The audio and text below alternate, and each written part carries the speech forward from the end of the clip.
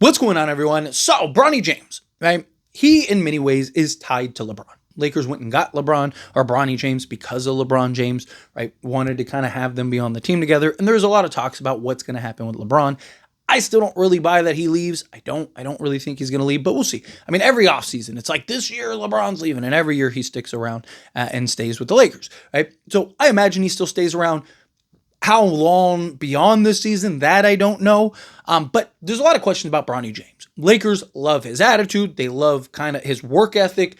Right? The guy has shown it. Defensively, the guy already could be a rotation player. He's expected to be a part of the rotation, and you're seeing the defensive side of things on full display right now in Summer League. And the guy, I mean, he's absolute clams. He's going to be NBA level defensively next season for him. It's just the offensive side of things. Can he consistently knock down the open shot? Can he consistently? I don't think he's going to really get the opportunity to create and do stuff very much. He's probably just going to be the Gabe Vincent role, right? Where he's initiating the offense, getting the ball to Luka or LeBron, and then playing off ball and being and operating as that 3-and-D guard. He has a ton of athleticism, so he could be a lob threat, slasher cutter, be a guy that's moving without the basketball. That's the role that I see for Bronny for now, and very likely the future. I mean, it is very possible. I mean, if he actually becomes like elite scoring the basketball, then yeah, maybe that changes. But I think more likely than not, he's the kind of guy that is going to just be that, 3-and-D style point guard, right? That just, his job is the best guard on the other team, right? And his job is just to be absolute clamps on that guy and knock down the open three while Luka operates, as the primary ball handler. That's where I see it. But there is a lot of questions of like, okay, if LeBron leaves, right? If he requests a trade and the Lakers end up trading him, that Bronny's likely going to go too, because they're kind of linked together. And even if LeBron leaves, there's questions of like, there's a recent report from The Athletic that's like, it's hard to see Bronny staying on the Lakers if LeBron ends up leaving and departing. I don't know about that, right? Like, Bronny James, again, a lot of work to do ahead of him, but he's so young. He's younger than the draft pick we just got, right? Like, but he is the exact player the Lakers need, right? Like, young, athletic, can defend at a high level, and hopefully knock down the three ball with consistency.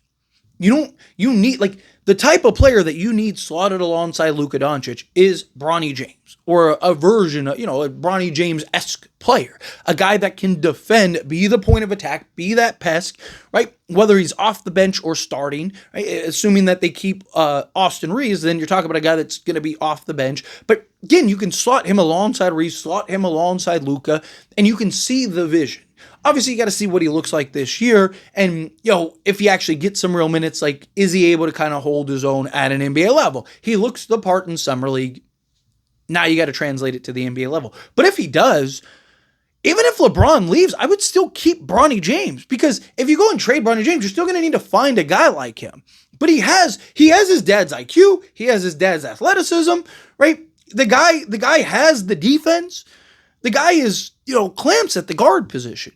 He's the exact guy you need on this roster, on this team. A guy that does the dirty work, makes the hustle plays. I'm not saying Bronny's going to be a superstar. I'm not saying he's going to be an all-star. I'm not saying he's going to be anything more than a rotation player. Right? Maybe at some point he's a starter. Maybe not. Maybe he's just the guy that's coming off the bench as an assignment guy that, again, is the 3-and-D guard for you. Either way, that's fine. Not everyone has to be a superstar. You need those guys. Like, if Gabe Vincent had Bronny James athleticism, we'd all be screaming to keep Gabe Vincent for all costs, right? Because we all know that we need a guy like him, a guy that can initiate, right? But play off ball, catch and shoot, knock down the three ball, right? Be a slasher cutter, rim runner, like all of those things, fast break, just get out and, push the pace. Bronny James can do all those things. And then as he continues to grow and develop, maybe you start expanding him a little more into the offense, right? Like, where maybe you do let him attack closeouts more and be aggressive, put the ball on the deck, stop on a dime, operate in the mid-range, right? As he continues to improve and work on his shot and starts to develop that shot consistently, all of a sudden, you might have a real threat there. Again, I'm not saying a superstar, I'm not saying anything like that. But if Bronny James can be a guy that you can put the ball in, if he could be the guard version of like Mikal Bridges, or the guard version of like Andrew Wiggins, Like, none of those guys are superstars. None of those guys are looked at as, like, top players in the league. But those guys are really good. Every team in the NBA would love to have a guy like that. Every team in the league, knows, like, hey, if that guy's your third, fourth guy, you're probably an incredible basketball team, right? So Bronny could just evolve into that, like the guard version of that, where he is just active defensively, one of the best perimeter guard defenders in all of basketball, and he kind of hangs his head. Again, look at guys like Jalen Suggs or Dyson Daniels or some of these guards that are just, Matisse Thybulle, right? We're all screaming, go get those guys. Man, I would love to have a Matisse Thybulle.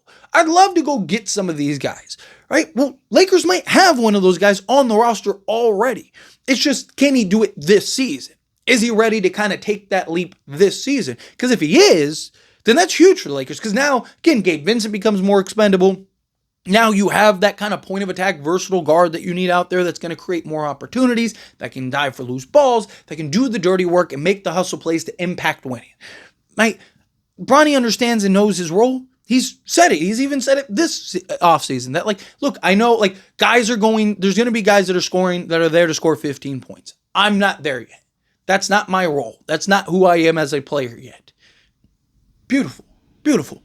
Right? Situational awareness, understanding of what your role is, how you're going to earn minutes on this roster, what you need. If Bronny James could be our new Max Christie, right? What are we all screaming right now? Man, you know what'd be great on this roster? Max Christie. You know what we should do? We should find a way to go get Max Christie. Right? Can we make a trade and go get Max Christie and Daniel Gafford? Right? That's what we're all screaming. It's what we all want.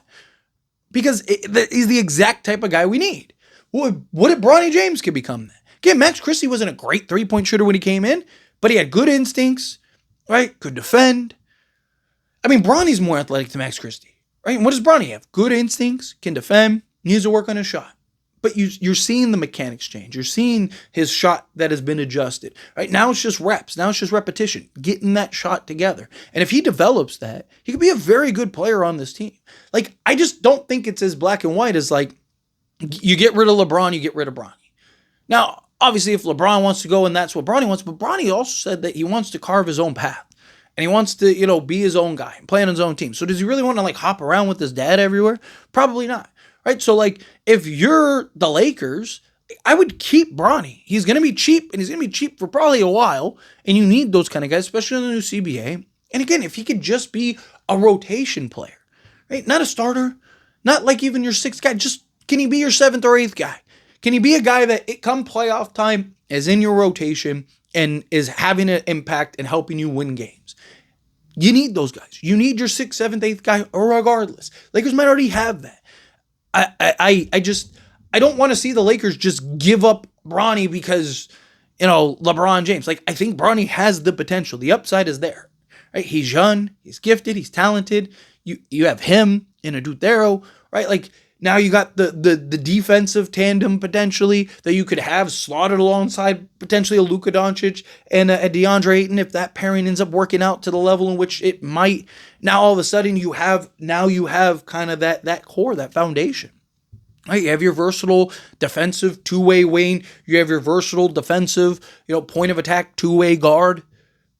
Perfect. Now you're just kind of solving the other wing position, right? Which maybe the Lakers have, maybe the Lakers do, right? But anyway, as always, this is a discussion. I pass a question on you. Let me know your thoughts and opinions down in the comments. That being said, if you haven't liked this video, hit that like button. Helps me out. So if you enjoy these types of videos, truly appreciate it. Not subscribe channel, hit that subscribe button. Turn on the bell notifications. Appreciate y'all. See you in the next one. Thank you.